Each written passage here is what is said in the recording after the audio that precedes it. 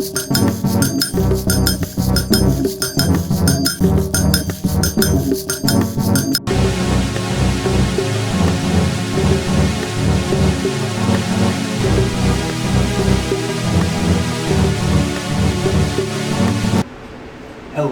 and welcome back to Ave Imperator's Art and History channel. Today, we're going to take a look at Iron Age Greece, before the rise of Rome, to try and get some perspective on how they lived their lives. We'll be looking at the Greek polis, the organizational structure of the typical Greek city at that time. I mentioned in the previous video that the Bronze Age palace had some similarities, so we'll contrast the two and see some pretty interesting things. So, polis versus palace. They sound pretty similar. How different can they really be? As I've mentioned, history tells the triumph of civilization against contemporary nations and ideas, and the polis versus palace debate succinctly proves this point. The polis gave rise to the agora and sort of free distribution of services previously withheld. The agora led to avenues of thought, to the sophists, Socrates, to Plato, to Aristotle. Aristotle tutored Alexander the Great, who happily brushed the Egyptian government far into obscurity, ensuring the domination by his successor, Ptolemy Soter. Egypt would not be independent again for a very long time. The polis allowed for explosive innovation and experimentation unseen previously. But what exactly do I mean when I say polis? You've probably heard the words metropolis, cosmopolis, or maybe even Minneapolis or Annapolis, something like that.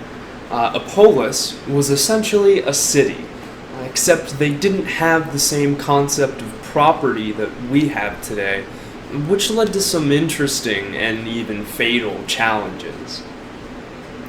So, if individuals didn't own the components of the polis, who did? Well, a collective of agreed-upon individuals called citizens sort of collectively owned the polis. In general, citizens were born from other citizens or slaves who purchased or earned that right. It's actually much more complicated in most cases. For instance, Sparta. Sparta was a geriocracy, meaning rule by the old. The right to vote and to represent, and even to rule, came with a strict age requirement. But we'll have to talk about Sparta later. They were such a huge topic that they really deserve their own video. If geriocracy sounds like a strange political organization, you're right. It wasn't very successful, and no one else really ever used it, but it makes perfect sense in the context of ancient Greece. In the Bronze Age, only big, centralized states could exist due to the scarcity of the resources that they needed. You couldn't really just go out and start a new city or culture without access to either copper or tin, because you just wouldn't have the building blocks to go anywhere. The building blocks necessary for complex civilization became within almost anyone's reach with the onset of the Iron Age. This is for several reasons. For one, iron could replace any bronze in weapons, construction, and most other implements, and it did a better, sturdier job. Iron could be forged, whereas bronze must be cast, which led to more brittle construction. The most important reason is hard to see today because, well, it isn't really true anymore. Iron is infinitely more abundant than tin, and for a very long time, the Earth's surface just had iron ore deposits exposed at that level, and even there was iron just kind of laying about the way you see rocks thrown around today. So, at the beginning of the Bronze Age, if you had an iron forge and found some iron ore lying about, you could make yourself a very fancy plowshare for your oxen. Why is this significant? Remember all that effort we had to go through as the pharaoh just to make tools for your subjects? With that iron forge we just mentioned, you've replaced your need for the pharaoh with self-sufficiency. If you made your own plowshare, farmed your own land, Why exactly do you need to be someone's subject?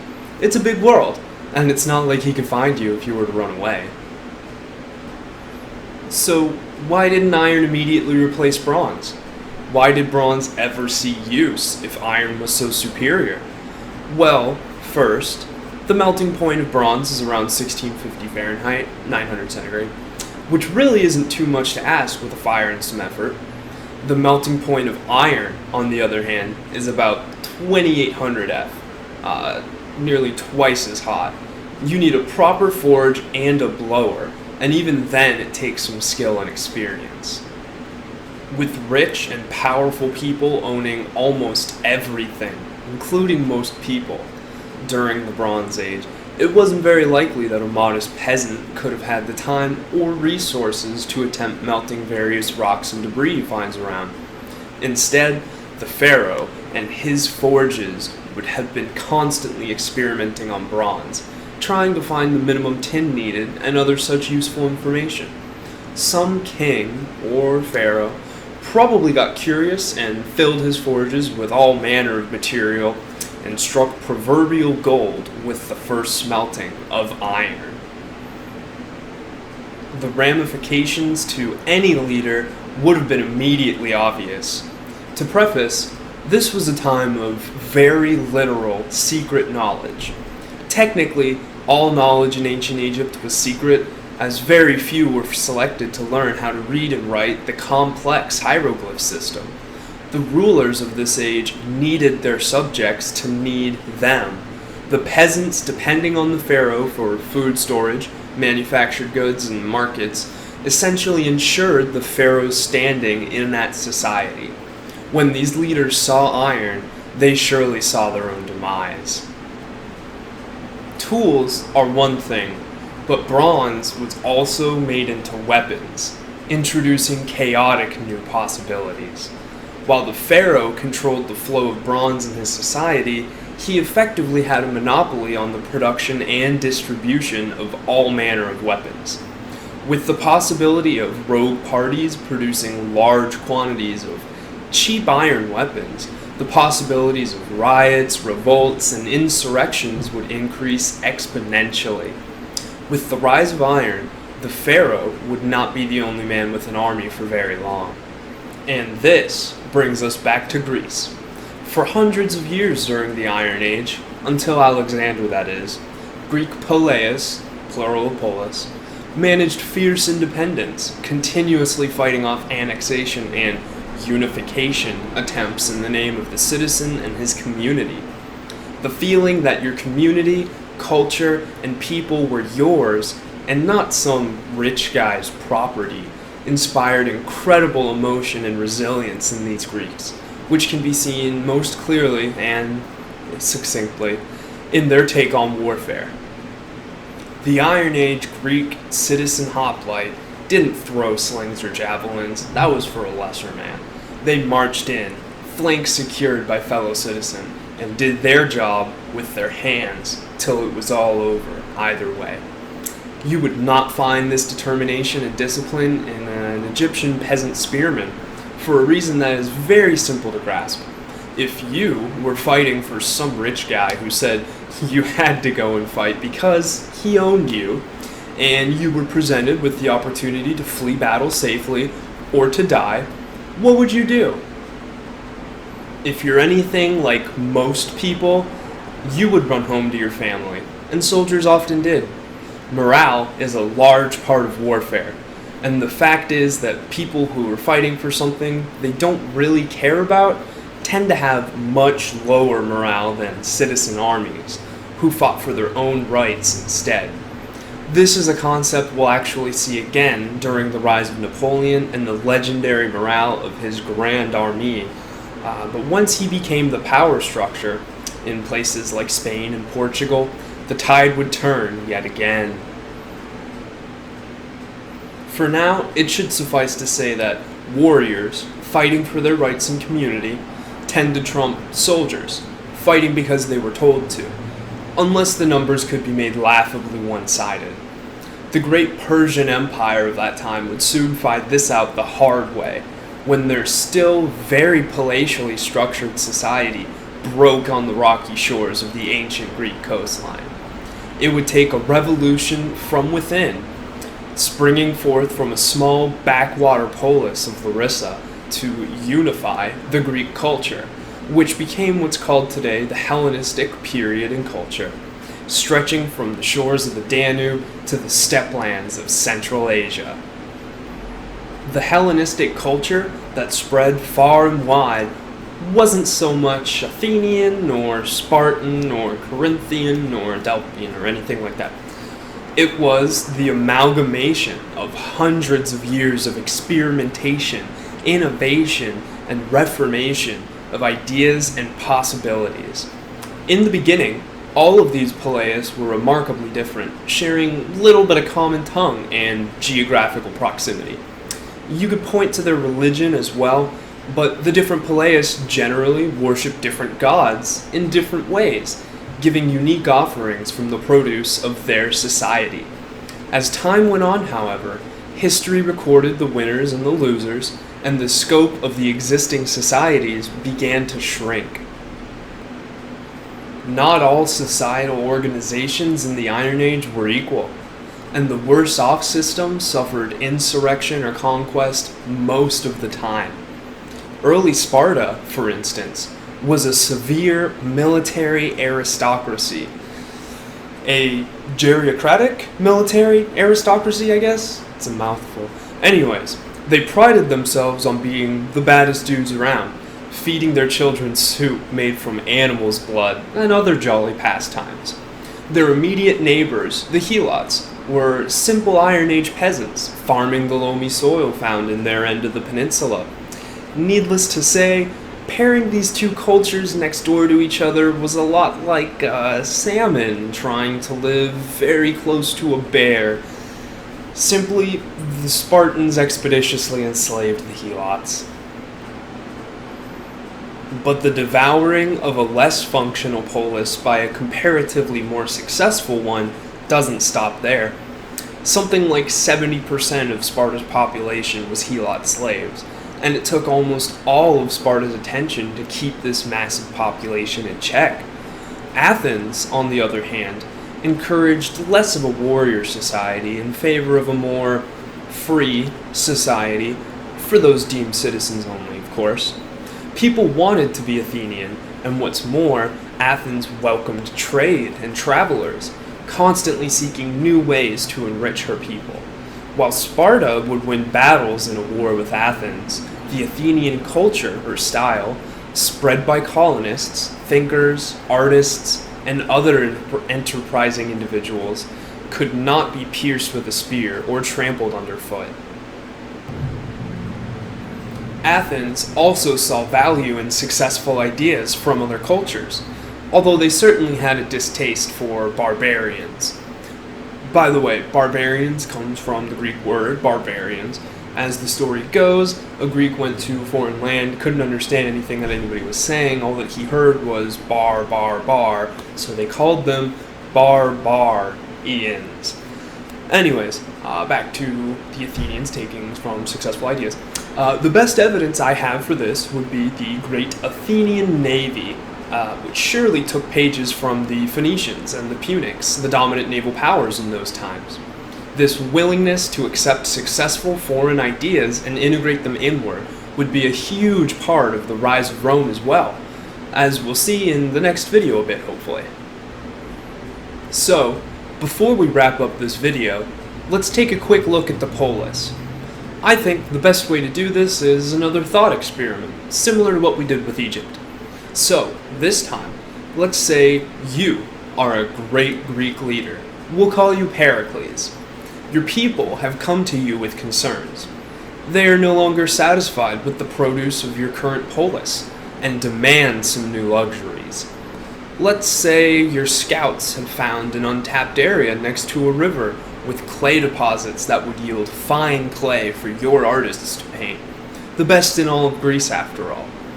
The only problem? It's on an island, and just far enough away that you can't just send working parties there. A colony will have to be established.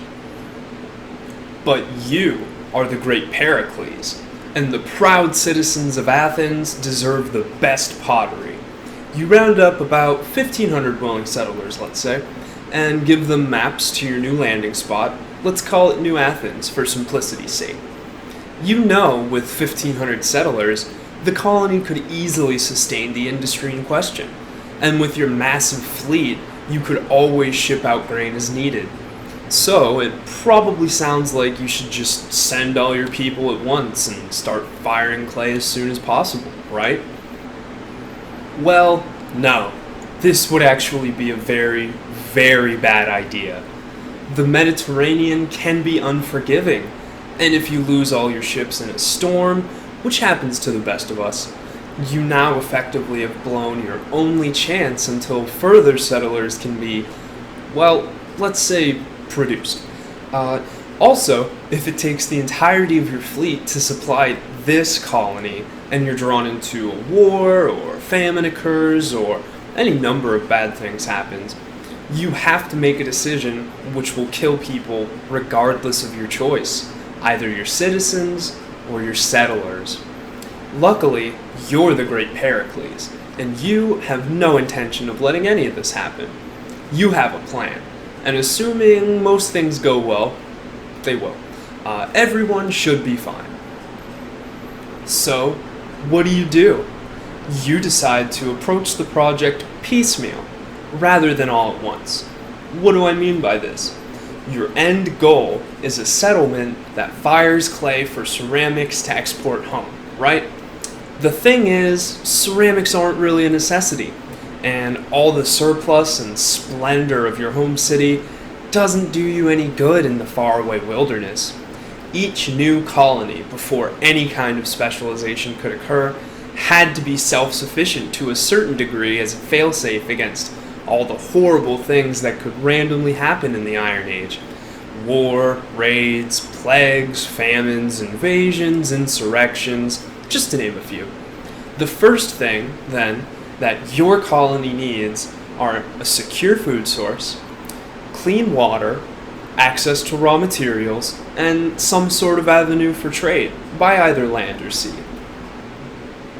But you, the great Pericles, care not for such trifles. Your scouts have identified the easiest sailing route, a freshwater spring on the island, and, on close inspection, found bevies of urchin and fish off the coast. The land has room for sheep and goats, and even a wooded area perfect for harvesting lumber. You observe the pristine conditions and move to dispatch your first settlers.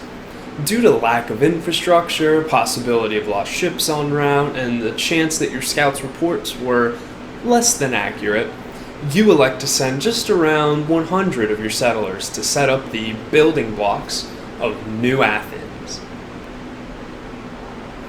To be fair, your settlers arrive and do their best, but calling it great right now might be a stretch.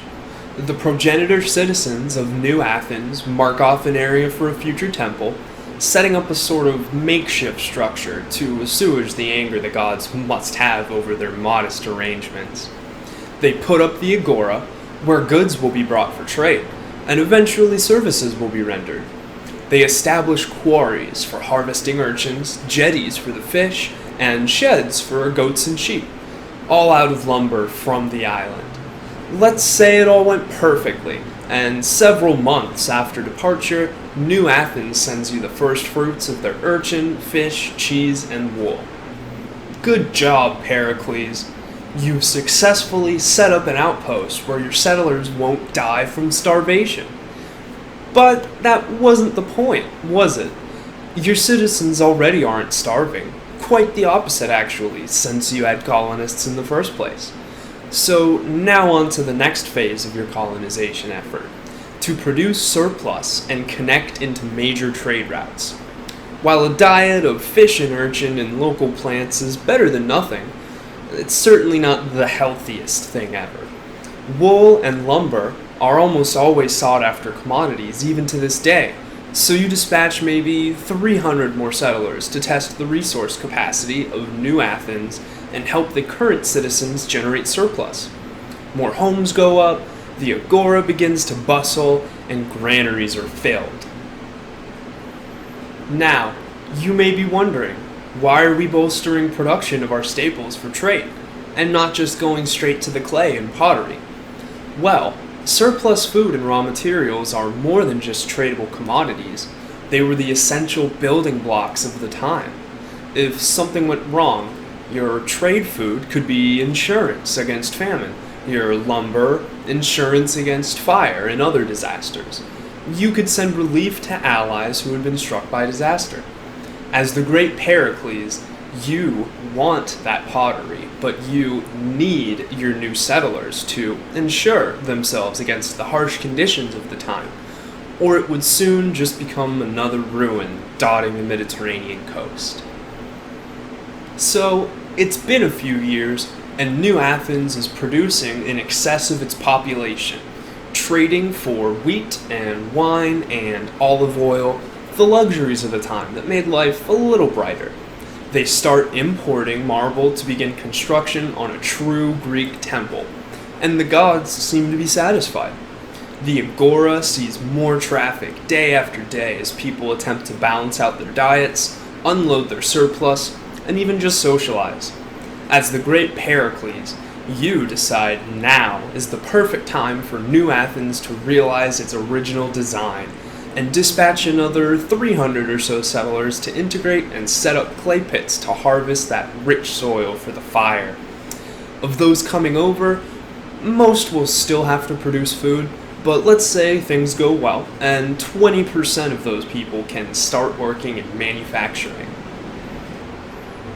Old Athens, again many months later, receives their first batch of the fired ceramics, and you hold it up to your artists in the great Athenian agora.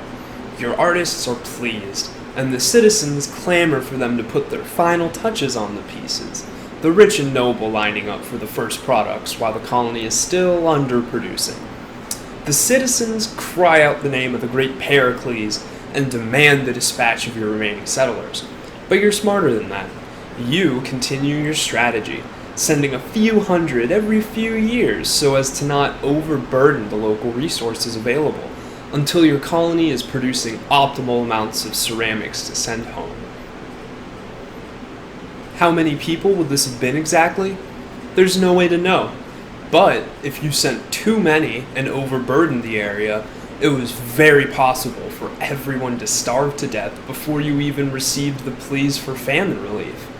If you were keeping track, your successful colonization of New Athens took something like 10 years to integrate just about 1,500 people. And that's with everything going perfectly, and the colony being relatively close.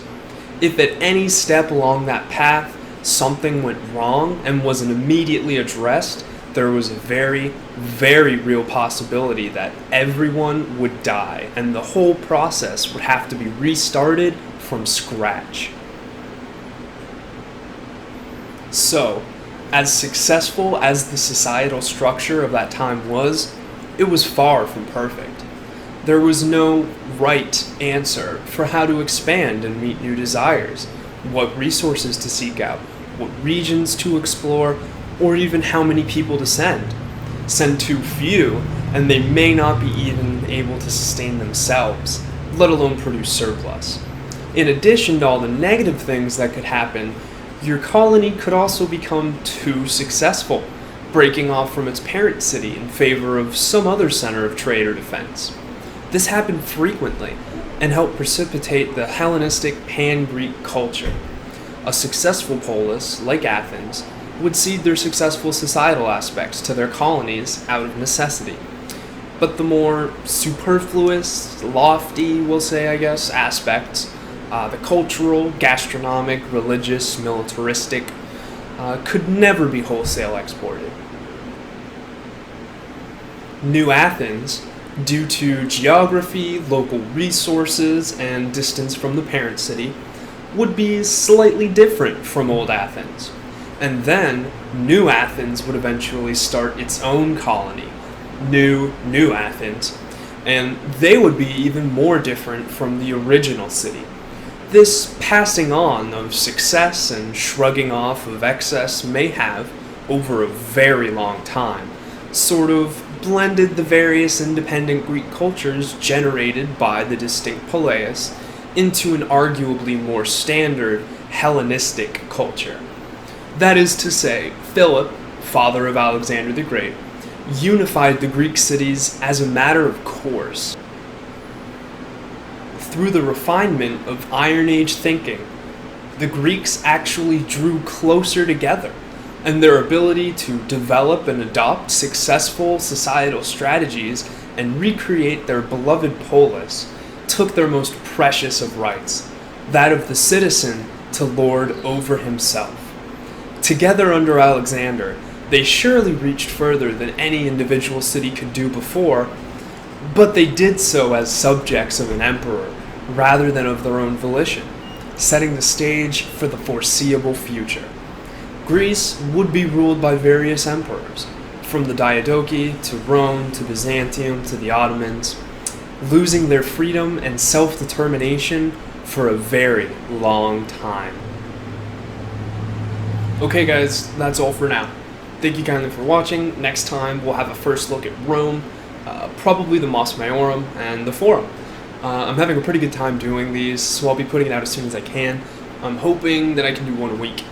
Time's kind of short, so.